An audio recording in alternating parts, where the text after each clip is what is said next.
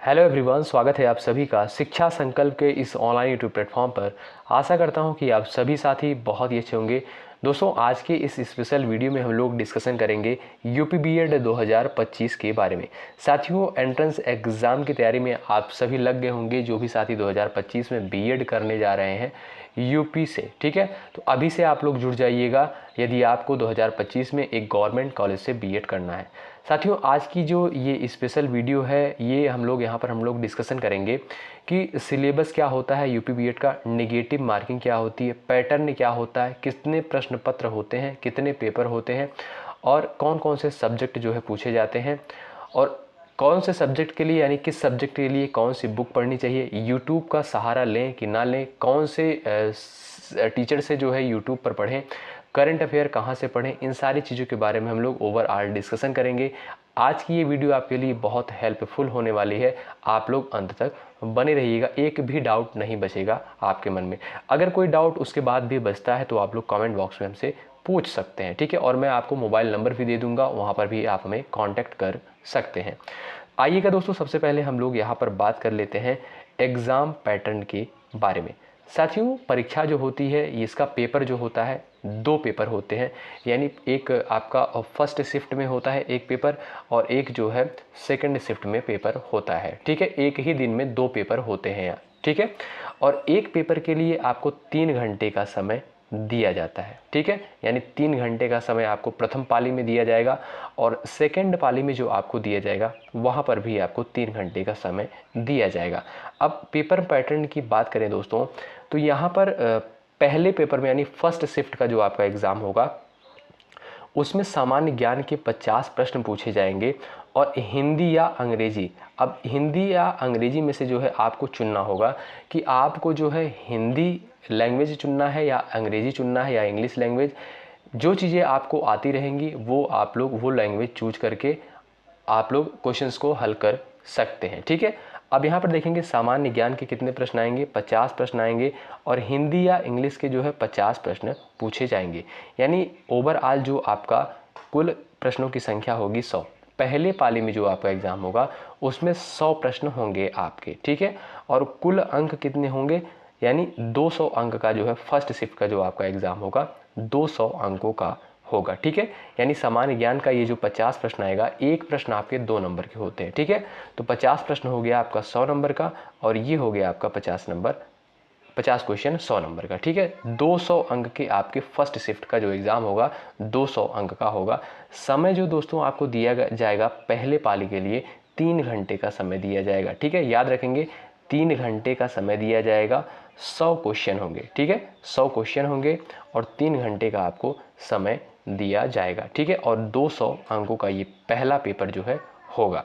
दोस्तों, समय जो है काफ़ी पर्याप्त रहता है क्योंकि समय आपका जो 3 घंटे दिया जाता है, बहुत समय आपके पास बचेगा। ठीक है, आइएगा अब आगे बात करते हैं जो सेकंड शिफ्ट में आपका एग्ज़ाम होगा, यानी एक पेपर इसका और होता है उसी दिन सेकंड पाली में।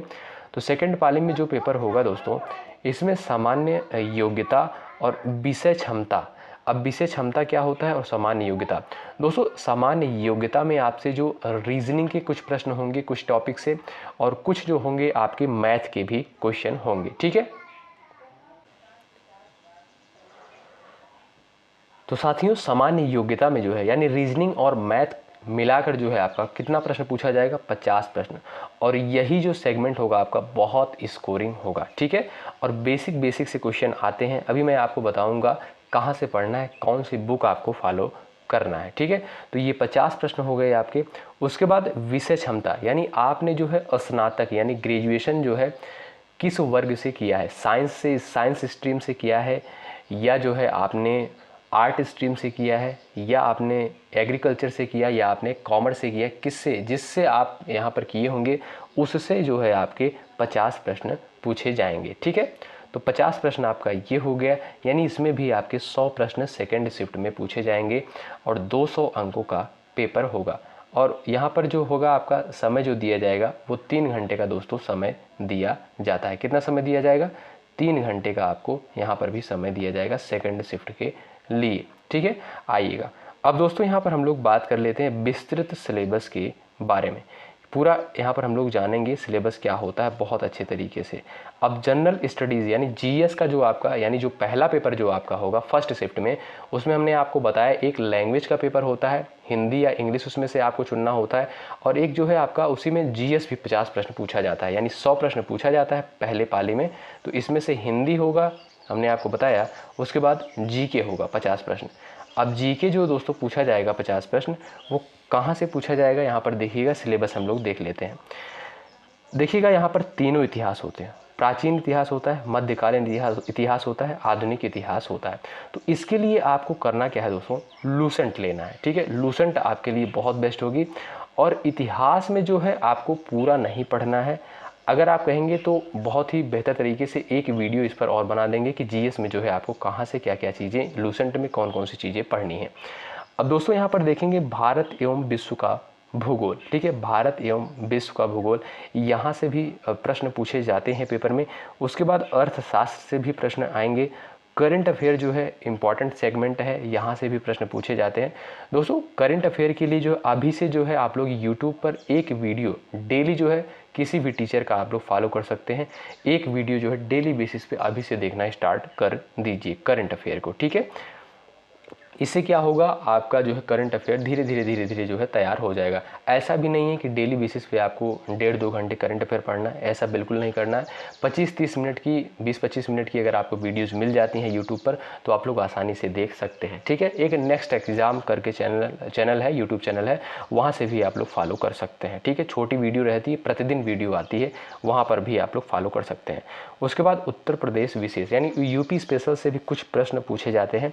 उसके बाद सामान्य बौद्धिक क्षमता से भी प्रश्न पूछे जाते हैं, अंतर्राष्ट्रीय घटनाएं से भी प्रश्न आते हैं, व्यापार से प्रश्न पूछे जाते हैं, उसके बाद पर्यावरण से। ये हो गया दोस्तों आपका जो 50 प्रश्न पहले पेपर में जीके का पूछा जाएगा, ये हो गया उसका सिलेबस। आइए अब हम लोग जानते हैं हिंदी का सिलेबस क्या होता है, हिंदी के सिलेबस में क्या क्या चीज़ें पूछी जाती है, यानी जो लैंग्वेज का पेपर होता है उसमें जो 50 प्रश्न आपके पूछे जाते हैं, इसमें जो है कौन कौन से टॉपिक होते हैं देखेंगे। तत्सम तद्भव हो गया आपका, संज्ञा से अव्यय तक, उसके बाद संधि वर्णमाला हो गया आपका, इसको अच्छे से तैयार करना है। भाषा हो गया, लोकोक्ति और मुहावरे हो गए, वाक्य शुद्धि और अशुद्धि हो गए, पर्यायवाची विलोम हो गया, अनेकार्थी शब्द हो गए, रस छंद अलंकार समास, ठीक है। यानी हिंदी के जितने भी टॉपिक हैं आपको बहुत अच्छे से तैयार करने हैं, छोड़ना नहीं है आपको कुछ भी हिंदी से। और दोस्तों ये 50 प्रश्न जो पूछे जाएंगे हिंदी में बहुत स्कोरिंग होंगे, यानी 100 नंबर पूरा आपका यही बन जा रहा है, ठीक है। अगर आप लोग दोस्तों यदि आप जो है 2 सब्जेक्ट पर मात्र फोकस कर देते हैं तो आपका स्कोर जो है बहुत बेहतर जाएगा। एक हो गया आपका हिंदी, हिंदी में 50 प्रश्न पेपर में बनेंगे और इन 50 प्रश्नों को बहुत बेहतर तरीके से करना है। और इसके लिए करना क्या है, आपको अभी से जो है पढ़ना है। और इसके लिए बेस्ट बुक मैं आपको बता दूं, एक यूनिवर्सल प्रकाशन की बुक आती है हिंदी की। दोस्तों यदि आप वो बुक ले लेते हैं और आप किसी भी परीक्षा की तैयारी कर रहे हैं, ठीक है, आपके लिए बहुत बेहतर साबित होगी, क्योंकि उसमें जितने भी प्रीवियस ईयर क्वेश्चन हैं सभी को शामिल किया गया है और बहुत अच्छे तरीके से वहाँ पर क्वेश्चंस को दिया गया है। तो आपको करना क्या है, हिंदी के लिए यूनिवर्सल की बुक लेनी है और उम्मीद करूँगा कि आपने जो है कहीं से पढ़ा होगा हिंदी को, ठीक है। और अगर नहीं पढ़ा है तो आपको जो है यहाँ से शिक्षा संकल्प के इस ऑनलाइन यूट्यूब प्लेटफॉर्म पर आप लोग जुड़ जाइएगा, हेल्प मिलेगी यहाँ पर पूरी तरीके से आपको, ठीक है। आइए अब दोस्तों बात कर लेते हैं इंग्लिश लैंग्वेज में जो आपके प्रश्न पूछे जाएंगे, इसके सिलेबस के ऊपर भी हम लोग बात कर लें। दोस्तों यहाँ पर प्रश्न जो पूछे जाएंगे, फिल इन द ब्लैंक से प्रश्न आते हैं, रीडिंग कॉम्प्रिहेंशन से प्रश्न आएंगे, स्पेलिंग एरर से, वन वर्ड सब्स्टिट्यूशन से, इडियम्स फेजेस से आएंगे, एंटोनिम सिनोनिम से आएंगे, एरर करेक्शन, ठीक है। यहाँ से जो है आपके इंग्लिश लैंग्वेज में प्रश्न बनते हैं। अब देखेंगे दोस्तों यहाँ पर रीजनिंग, ठीक है, यानी मेंटल एबिलिटी से जो प्रश्न पूछे जाएंगे। अब यहाँ पर दोस्तों जो होगा 50 प्रश्न आपके रीजनिंग के पूछे जाएंगे और इसमें इसी में यानी इसी 50 प्रश्न में कुछ आपके मैथ के भी प्रश्न होते हैं। अब ये चीज़ें आपकी बहुत निर्णायक होंगी एग्जाम में जो है गवर्नमेंट सीट दिलाने में, क्योंकि यहाँ से भी आपके 50 प्रश्न हो जाएंगे, ठीक है। दोस्तों आपको 2 विषय पे बहुत ज़्यादा फोकस करना है, एक हो गया आपका हिंदी और दूसरा हो गया आपका रीजनिंग और एक मैथ के जो कुछ टॉपिक पूछे जाएंगे। इस 2 विषयों पर आपको इन 2 विषयों पर बहुत अच्छे से फोकस करना है, ठीक है। अब कोडिंग डिकोडिंग आपका रीजनिंग का टॉपिक है, वेन आरेख हो गया, न्यायिक निगमन, घड़ी कैलेंडर, रक्त संबंधता यानी ब्लड रिलेशन हो गया, दिशा परीक्षण यानी डायरेक्शन टेस्ट हो गया, डाइस हो गया यानी पासा, पजल, नंबर सिस्टम। ये देखिए मैथ का यहाँ से है, नंबर सिस्टम हो गया, लसमसा हो गया, चाल समय दूरी हो गया, लाभ हानि। दोस्तों ये सारे क्वेश्चन जो पूछे जाते हैं मैथ में बेसिक क्वेश्चन होते हैं। यदि आप कहीं से भी यूट्यूब से सर्च करके इन सारे टॉपिक को कवर कर लेते हैं, तैयार कर लेते हैं, तो बहुत ही आसानी से आप लोग कर पाएंगे। ठीक है, और यहाँ पर देखेंगे दोस्तों लाभ हानि। ठीक है, ल समस्या के बाद चाल समय दूरी भी दिया है, लाभ हानि भी दिया है, साधारण ब्याज और चक्रवृद्धि ब्याज, समय और कार्य, सिंप्लीफिकेशन, विविध प्रश्न। यानी ये टॉपिक अगर आप लोग तैयार कर लेते हैं तो बहुत ही अच्छे तरीके से आपका स्कोर जाएगा।